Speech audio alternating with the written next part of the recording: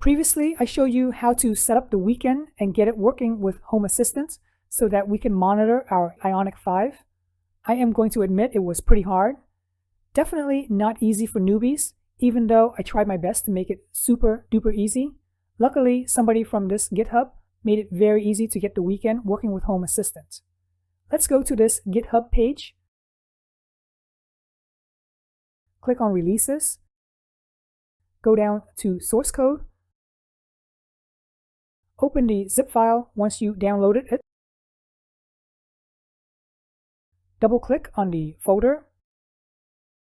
Double-click again. Go to your configuration folder of your Home Assistants. In my case, it's 192.168.1.229/config. Go into the Custom Components and pull the WiCAN folder directly into the Custom Components folder. Once it's in the folder, open up your Home Assistant using a web browser. Go down to Settings on the left-hand side. Go down to System. Go to the Power button and click on Advanced option. Click on Reboot System. I believe you can do Restart too, but I'm just going to do Complete Reboots. Click on Reboot. Now that Home Assistant has restarted successfully, let's go down to the left-hand side again, Settings, Integration. You can see that it automatically detected the WiCAN device, so click on Add. Select the area if you want, then click on Finish. Let's click on this right here.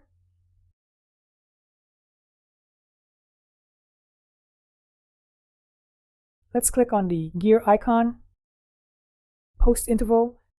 I don't know how often you want to pull the data, but the value is in seconds. I'm going to select 60 seconds because I don't need anything faster than that, and then click on Submit. Click on Finish. I am going to assume you got the WiCAN device onto your home's Wi-Fi network already.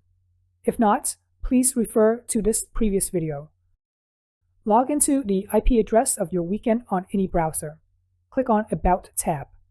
Make sure that you are at least on firmware version 4.21. If not, click on System, browse for the firmware that is at least version 4.21 on your computer. You can always download it from the WiCAN GitHub page. Click on Update.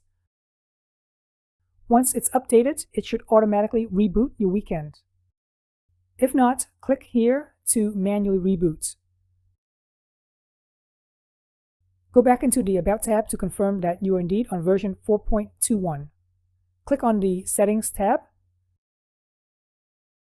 Down in the CAN section, make sure all of your settings are like so, especially the protocol, which is obd-ii. Fill in your MQTT server and credentials.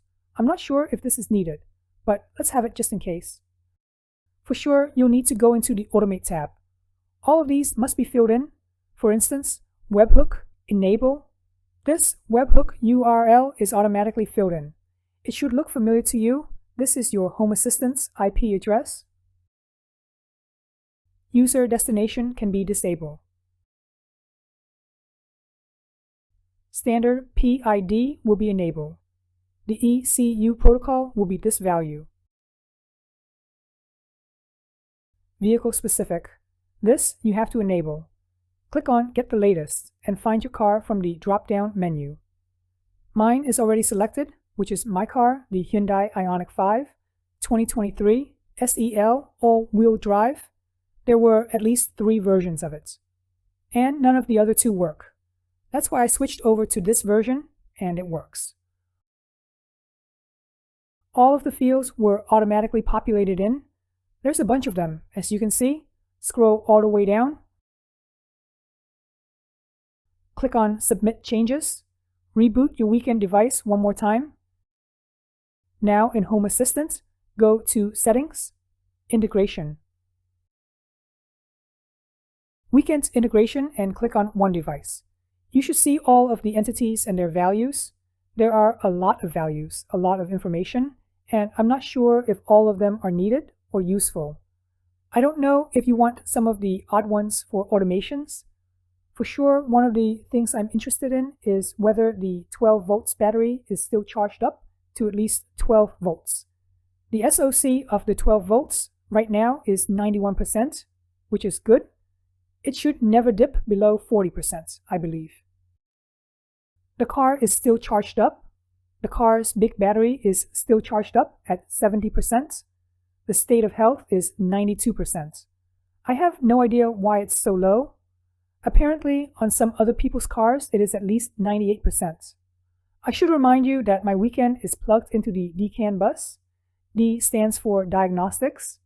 If you want other information such door close or locked status, then you'll need to plug the WiCAN onto other CAN bus, as mentioned in this other previous video. Alright, hopefully you found this video helpful. I really appreciate you guys subscribing to my channel, liking this video, and thanks for watching.